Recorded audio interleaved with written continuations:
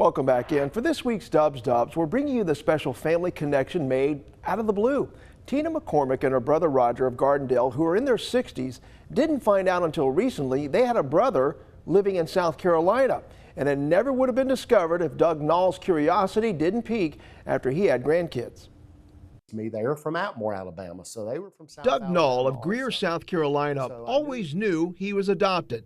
That happened in 1960. His parents told him if he ever wanted to find out who his real parents were, they'd help him. But nothing that I felt like I had to do to find out, but there's always a little thing in the back of your mind that says, where are you from? So about 5 years ago, Doug finally felt compelled to scratch that itch, if you will. And he did the DNA testing through 23andMe just to see what turned up. He discovered a link to the daughter of Gardendale's Tina McCormick. She showed up as a marker as my niece. The way the thing worked is it says your niece and then had the line, like a line graph type thing saying one of her parents is your sibling. At first, they thought he might be connected to Tina's late husband, who died when her daughter Katie was only 5. But that went nowhere.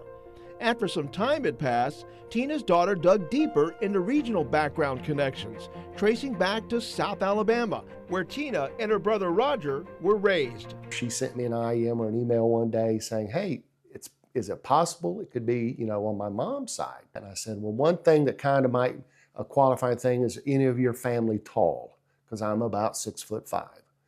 And then she said, oh my gosh. My daughter come to me and said, Mama, I think you have another brother. And I said, well, you're crazy as hell. I have one brother, Roger. And I said, well, if he thinks he's my brother, tell him to send me a picture. So my wife took a picture of me, sent it to her via text. Well, I was in my office one day at work. Katie got the picture from Doug, and I almost fell out of my desk because it looked just like me and Roger and my mama. Wow. I really started crying. It just hit me like, God, I can't believe this. Still, Tina and Doug both wanted to make sure. I did the DNA and it came back, and I was in my office 2:30 on a Friday, and it came back, Doug Knoll is your brother. I just screamed. Full brother. Full brother, yeah.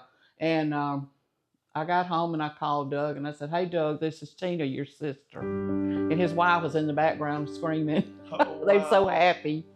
They arranged a meeting in Atlanta, but admittedly, there was some anxiety leading up to it. Yes, I would say mainly because I've always known I was from somewhere. This hit them out of left field. But those feelings quickly subsided once they met for the first time.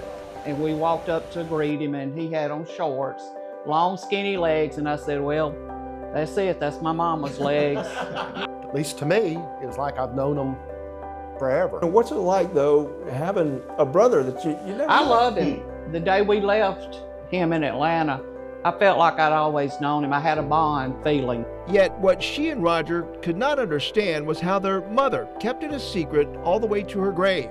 But then they got perspective. What we think happened, her and Daddy dated 10 years.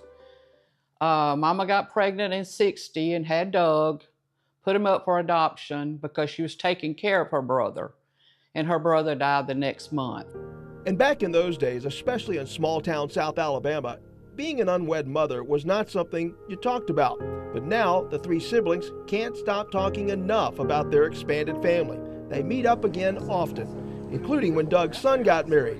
Roger, in fact, gets emotional describing what it's like now having a brother. I had some old friends that I grew up with come over that first time, and my first cousin, it was like my brother, him and his brother both, Lee and Jay.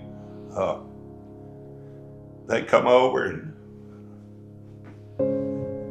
them knowing Mama and all so good, they could see it better than I could, Yeah, it's been great. I think God had a plan in all of this. It's been a great experience, and I love him.